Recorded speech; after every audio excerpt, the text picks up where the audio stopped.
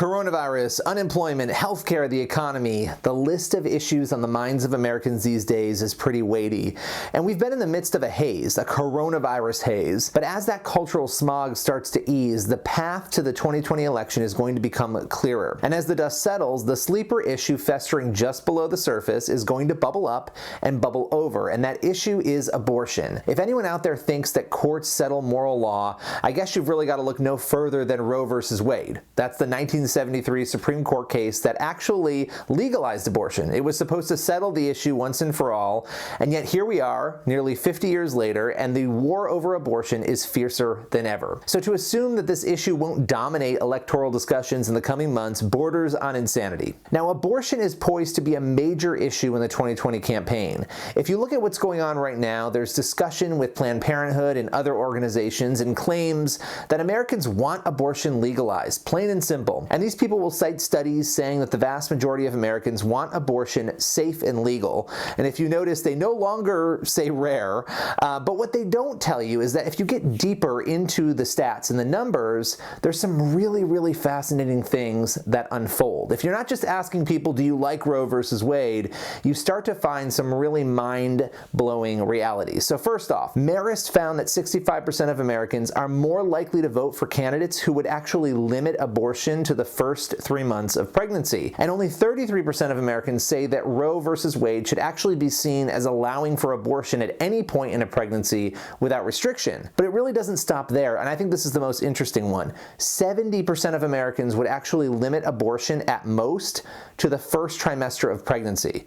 Now, the crazy part is that nearly half of pro-choicers agree with that. So people don't see abortion as this willy-nilly, simple, no hands-on-deck scenario, and no matter how much one side claims it's just a clump of cells or it's not a baby, anyone paying attention knows that a heartbeat, detectable in the first few weeks of a pregnancy, is indicative of life. So this is why abortion really is the ultimate sleeper issue.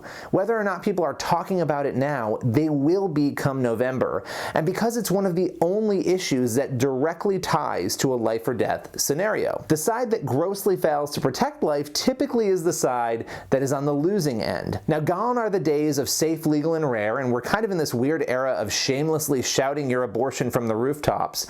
The activists have made it clear that this is a hill they're willing to die on, and you've got Hillary Clinton and others who have made it painfully evident. In fact, in her book, What Happened, it was published after her stunning and bizarre loss to Donald Trump in 2016, she essentially imposed a litmus test with this issue, and we've seen the Democrats struggle again and again to embrace pro-life candidates in their own tent. Now, this all came to a head in 2016, if you remember, when Trump and Clinton faced off in one of the most telling exchanges of the debate season.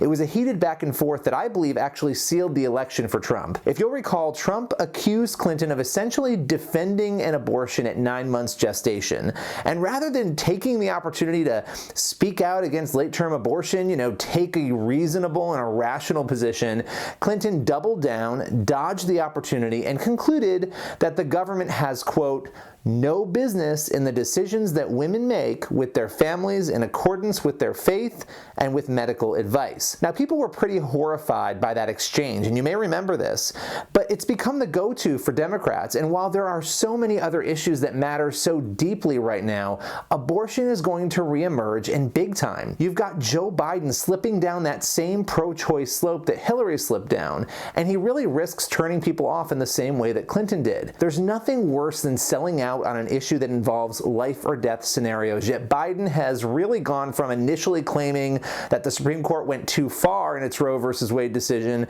to seemingly having no qualms with it now. He's abandoned support for the Hyde Amendment, which banned federal funding for abortions outside of cases in which you had rape, incest, or the mother's health was at risk. It's almost remarkable to watch. We're at a time when there are some people, even on the right, who are exhausted from Trump's rhetoric. They're desperately seeking alternatives, and yet Biden and the entirety of the Democratic Party can't stop themselves from making unfettered abortion access a seemingly sacramental piece of their legislative agenda. Listen, I won't automatically vote for somebody because he or she is pro-life, but I certainly won't vote for somebody who cannot bring himself or herself to at least lament the tragedy that abortion is, particularly in the third trimester. But this is the bizarre world that we're all living in. And if Biden's not careful, November could be a repeat of 2016, with the abortion issue putting a similar nail in the coffin of his presidential prospects. It's not too late for him to show up and show some leadership, some compassion, and consistency in this arena. Only time will tell what he chooses to do.